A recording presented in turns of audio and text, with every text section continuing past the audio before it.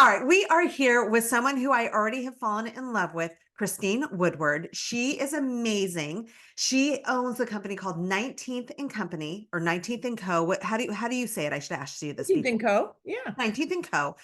And she's brilliant. She is an architect and interior designer, things like with Harvard and all kinds of other stuff that she was throwing out there. And what she has done is you were in the interior design world doing Correct. architecture and all kinds of other stuff for what, 15 years or so, but now you have shifted into being more of a consultant. And I'm going to have you talk about that more because you're not just a consultant. There's a lot more involved with that. So take us on your journey. Yeah, absolutely. Thanks. It was 15 years ago that I got into architecture. I have a master's in architecture. While doing so, I asked my thesis advisor if an MBA would help.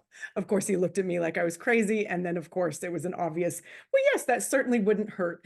So I went and got studies in management at Harvard. It wasn't the typical MBA with the three little letters at the end.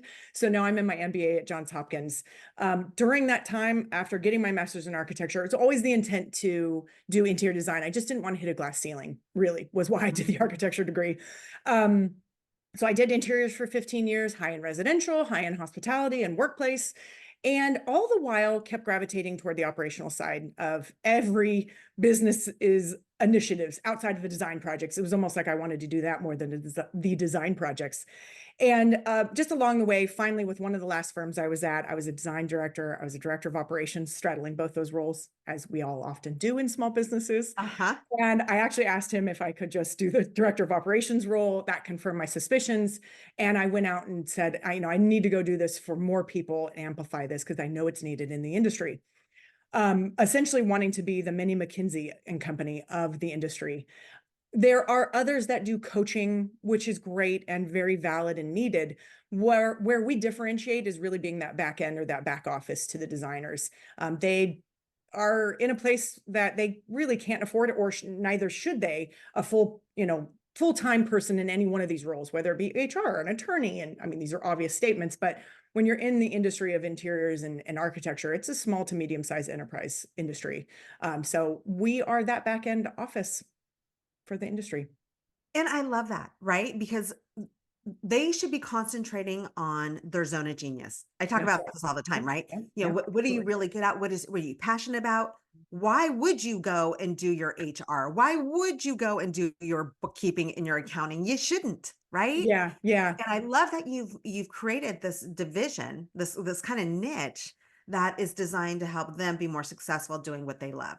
Yeah. And I will tell you, they do try to fill their kind of fill their time with those other tasks because it feels like they're being productive. And I swear, half the time it's really because they're nervous and scared to take the next step, to actually hire that person, take the financial leap of even small financial commitment there, right? Like hiring a bookkeeper as a contractor, not full time, but it then it frees up their time. And then they ask themselves, well, what am I supposed to do? I need to find more business. And so it puts them almost right on the stage of needing to perform. And it's almost performance anxiety. So we go into that, and that's where the coaching aspect obviously really helps, but it's taking that coaching aspect, but making it tactical in that there's a strategy, but then there needs to be something that needs to be executed. And that's really the linchpin in success in my book. Yeah. I completely agree with you. I see it all the time. Yeah, right. It's like and okay, let's go into that a little bit because I think it's really important. Despite what your business is, doesn't matter. Everyone does it. So when you have that resistance, like, oh my gosh, I have to go and drum up business. I have to go, like for me, Right. I hate networking. I hate quote unquote the networking of the Chamber of Commerce and networking events. Can't Yeah. stand them. Or you got to pick up the phone and do the follow-ups. Ew, gross, right? And so we have this resistance. And so exactly what you're saying, it's like, oh, well, maybe I'll go do bookkeeping. That Yeah. sounds better. Ew, gross. So like, I learned this in architecture school. My thesis, or one of my advisors said, I think you're spinning your wheels. And I think you're doing it because you're scared.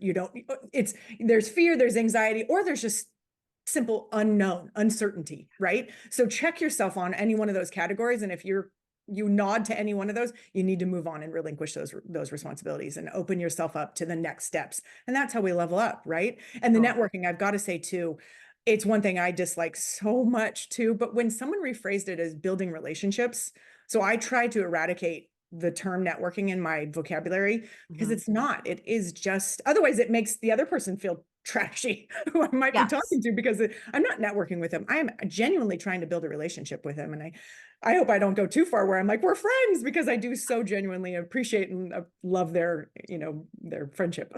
Yeah. Yes. Yeah. And so, again, it's how you phrase it, it's how you Yeah, it frame it in your is. mind, Yeah. and how you approach it. So Mhm. let's break that down a little bit. Let's talk about the kind of the not that we're psychologists, but we do work with a lot of women and see similar traits, right? Mhm. Mhm. So, what are some ways that you have seen where that help us become aware of what our habits are, our negative habits? I think if you keep patterns, if you keep catching a pattern, um, it's a symptom to sit down with yourself and examine that as like a scientist. There's Adam Grant who who wrote the book Think Again, and he talks about coming to any situation from a scientist perspective or a scientist mindset. It really takes you as that fly on the wall as opposed to, oh, I'm the one that caused it, or pointing fingers sort of thing. So I think if we can take it from a scientist perspective, even about ourselves, we would be able to change our trajectories quite quickly and bounce back faster, right? And that's a solution, or a key ingredient to success is is that resiliency and the bouncing back from our issues, whether they're problems that have been happened or their own patterns that we create. Completely. Yeah, Yeah. I do a thing where I have my clients write it out, right? If they're not hitting their goals consistently, sometimes life happens, but write out, what is it? What is it that your goal is? Why are you not hitting it? What's getting in your way? What are you feeling internally Yeah. Yeah. that's getting in your way? And just writing it out. And then what happens is it just takes it out of your subconscious brain and it puts it in the forefront where you can see it, but then you can deal with it, Right. right? I And do then talk about verbalizing it. Just start verbalizing what's going on or whatever the situation is. And that really starts to make it real and allows you to sift through it then. Yeah, I yeah, think it's totally. wonderful. Mhm. Yeah, and then just brainstorming solutions, right? Yep, So what can absolutely. you do to get Yeah. through it? Yeah, So, yeah, and it just really changes the game and helps you build a plan too, right? So when you start seeing it, yeah. oh my gosh, look what I'm doing again. I'm doing my bookkeeping, which I hate, or I'm doing, Right. whatever it is. I'm Whoops. cleaning. In college, I would always, my room was so spotless because I was avoiding studying, That right? was yes. What's that called? Yeah, I'm blanking on the term. Yes, procrastination, right? But Procrastination, if you can procrastinate 100%. with something productive, yeah, there's some value in it, I guess. But if it keeps getting in the way of leveling you up, right, that's where we're talking. So Exactly, right? And so being aware and then what's your plan to change it, to deal yes, with it, right? yes, And yes, having that plan in place because then it makes it so it's easier. It's not as uh I don't know, just evasive, I guess. And it just helps you move forward and then you start building up your confidence, which yeah. brings me to the next part of this conversation, Yes, Christina. That was please. a great Sure, little nice segue. segue, which I wasn't planning. But we were talking before we hit record about women and confidence and what happens when we have it and how it just kind of changes the game. So Yeah. let's go into that a little bit about how, some of the things that you see and then how you help women or what happens when you see women kind of owning that confidence and stepping into their power. Yeah, a big thing that happens under the 19th and Co umbrella, right? Because of 99% of our clients are women entrepreneurs, is has to do around money. That's probably one of the first triggers that helps us to break into the conversation of their emotions. Mhm. They'll talk about what their rates are. I'll tell them, well, industry standard in your area are this, and 9 out of 10 of the times it's lower than what they are charging, or excuse me, those are higher than what they're charging. And Right. that helps us to break into that conversation of, well, your competitors are charging this. Why are you not charging? Oh, well, I need processing. Whatever the excuse is, let's be real, it's an excuse. Um, right there's my opportunity to help guide them in leveling up in their confidence. And I'll talk about our passion project that we're also working on. But what I mean by that too is just there's no more excuses that can be made. It needs to start being action oriented right here and right now, checking everything else at the door. There's no more reason why you cannot ask for more money or can't go ask for a client, right? From some networking individuals, right? From Yeah. people in your network. No more excuses is my motto. I don't care what excuse you throw at me, really. And if there is something that is somewhat legitimate, we might time frame that out and say, okay, well, I see that 2 days need to go by, and then you can ask, and there's a better time. But beyond that, there's no excuses. And it's something that we train in the training program for confidence in the Revolution Confidence, which is the passion project I mentioned just a second ago. And if for nothing else, that does anyone take anything else away from this, is that confidence is a skill and therefore can be learned. Period. The end. It's not this elusive thing. It's not, oh, she has more, he has more. Yes, men tend to have more, which is why we're focused on professional women, or women who identify as women, or individuals who identify as women first. But it's just key to your success is confidence. And I know you're probably nodding your head saying, yeah, I know, I'm well aware of that. Well, the exciting thing is the knowledge that it is just a skill, like going and learning Spanish or basketball, and you need to practice it, or it will be this elusive thing that, and this fleeting. And this is what so many times women experience confidence as fleeting, right? And it's because we're not Completely. practicing it. And I'll tell you, this is a tangible, I mean, I'm getting totally vulnerable right now, but talking about how I'm going to give an example of how the effect is, and how anyway, the effect of it. So when I was in my younger days, I had out of college, we started a company and it grew really fast and it was successful, right? And we were implementing things and they were working. Who knew? Um, but anyway, I would go to these business events and I would play small. I would act like I didn't know. I wouldn't even be aware of it, but I always felt like everyone else in the room was more, they belonged there more than I did, Mm, right? They were more skilled, they were smarter, they were more successful, all of it. That was the uh, a subconscious story that was going on in my head. yeah. And so, the way that I talked to them, engaged in them, I felt kind of like they were patting me on the head. It's okay, Midori. We'll help you. We'll help you. And now I look back, I'm like, wait a minute. I know for sure I was more successful than that person. But I played that way. And then as I worked more with, I grew more businesses, I got older and wiser, and worked with more women, I realized, oh my God, wait a minute. I do have a lot to Yeah, contribute yeah, and I yeah, yeah. do know my stuff. Right. And so the confidence just naturally started to build.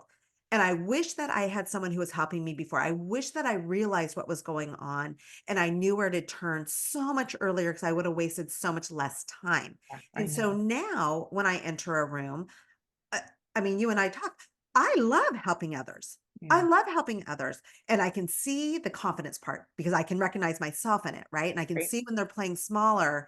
And that's, I think, probably one of the things that has helped me the most with coaching my clients is, I'll give another example. I had a client who came to me. She had a PhD. She was a very successful professor, but she wanted to go off on her own and start her own business. And I remember her saying to me, Midori, I'm a university professor. I'm not an entrepreneur, but she was brilliant. And she had PhD. She was Yeah. amazing. And I remember just saying to her, God, look at you. Look what you're doing. Yes, of course you're an entrepreneur. Now we've worked together for 2 years and she's crushing it. She's going out and she has contracts with large corporations. But at that point, she still had the ability, but she didn't believe in it. And Mm. once she got the belief and she stepped into her power, everything shifted. So I love that you have this passion project where you are focusing on that because it's so critical. Yeah. And I have to circle back to your point about kind of acting small in that environment, or even your client, the PhD, which is like blows our minds, right? How in God's name would she ever feel that way? Yeah. When I was in my master's in management at Harvard, we were also, my husband and I, dorms, tutors in the dorms for 3 years. It was the best life experience I have ever had. And here's why. I don't come from that at all. My husband comes from that lifestyle of Ivy League schools, right? Attorneys, this and that. And so while we were in there as tutors, I got to experience, rightfully admitted students to Harvard as undergrads questioning if they had slipped through the admission cracks. And I'm literally floored sitting in my chair thinking, are you kidding me right now? And time again, and it was mostly women or the girls that would have those insecurities. And I saw boys and girls, I'm saying boys and girls because of their age, right? Right. Men and women. And it floored me. And it made me realize that I don't care if you get admitted to Harvard, everyone PhDs go through that. I can't remember the psychological term. I don't think it's spotlight effect, but that feeling of inadequacy, no matter what, right? So if we all know everyone's going through it, then we all know that it's almost like a sickness, and we have to start getting at the root of it, right? Yes. That it's not okay to exist inside of us. So that personal experience is key. You telling me that she has a PhD and it blows our minds that someone like that would be insecure, is just at the heart of why we are doing Revolution Confidence and launching that. It's just so necessary. And I think I was sharing to you earlier about, can you imagine if every woman in this world were confident, and what this world would look like, right? Right. Again, we're going to open it up to men and women and children and seniors and everyone else in the future, but we're starting with women. Yeah, I love it. Yeah. Okay, so with that said, building up the confidence, reframing your mindset, and looking at your business. And the other thing that we covered is your business, right? And making that shift. If you want to do something different or something bigger, how can you do it based on your skill set? Your skill set, your zone of genius, and what lights you up, right? And Yeah. so that's why I started Feel the Fire. That's why you're doing what you're doing now. Was it scary for you when you decided to make that shift? I think it was more scary staying in the cycle that I was in, which was repeating job after job where I was not as passionate as I knew I could be. That was scarier. So I might as well go take this leap. Yeah. The worst it was going to be was repeating the same kind of, dare I say it, like dead feeling. Eventually, I loved the hunt for finding a job. I don't know what it was. Loved it. Felt like winning. It was just a competition for me. I'd get the job. I liked it, but I would tap out pretty quickly. And I was so sick of seeing myself go through that cycle. It was really beating me down, wondering if I'm just this flighty person. But I've been doing my business for, 2019, whatever that is. And I've never done anything that long professionally. And it's because I finally found the one. It makes me feel like very much, my husband and I have been together for, 26 years. It's akin to finding your one in your personal life, the professional life. And when I finally listened to myself of everything that lit me up inside, I finally found the one. 19th & Co. is this thing, this entity that brings out the best in me. And Revolution Confidence is going to be that next tier, or that companion to that will bring out more of that personal aspect, just that much more. And so to answer your question, yeah, it's scary, but it was scarier staying in the same cycle I was in. And I think it's about the questions that we ask ourselves, right? It's why do I feel scared? What do I want? What's it going to look like 5 years from now if I don't make a change? Yeah. And I have to call out too, in key to confidence is decisiveness. And it's funny, the world of interior designers are a world of confident women when it comes to their skill set, which is designing, because they have to be decisive. That's what makes them designers, and what makes them highly sought after is they can say, ew, no, yes, amazing, right? And the rest of us, well, I'm kind of part of that breed. I feel like it's wearing off on that side of things, but so many other people, it's such a subjective category or topic. How can that person be so decisive? Oh my God, they must be an amazing designer, right? When I realized that I think that's the key to confidence, being decisiveness. But let me put a caveat to that. You might be thinking and listening to this like, well, but I don't know if that's the right decision. It's not about the right decision. It's about making a decision. Make the GD decision to move forward. And I don't care, because it's going to be some version of right, some version of wrong. Make the decision, move forward on that, see how things unfold, and then you pivot. So I would say there's 3 keys to taking the leap and seeing if it's the right thing. It's decisiveness, so you can take that action. Mhm. It's knowing that things will evolve, and then it's pivoting once you've seen that evolution. And that's the key to success. I completely agree.